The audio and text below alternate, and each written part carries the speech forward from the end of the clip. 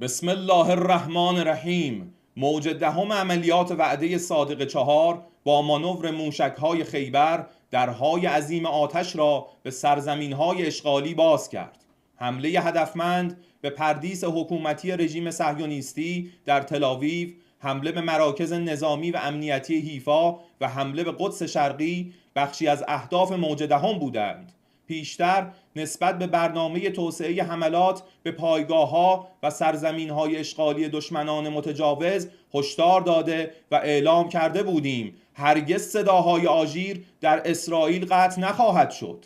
اکنون به ساکنان سرزمین‌های اشغالی توصیه می‌کنیم از اطراف پایگاه‌های نظامی، مراکز امنیتی و دولتی فاصله بگیرند و فوراً سرزمین‌های اشغالی را ترک کنند.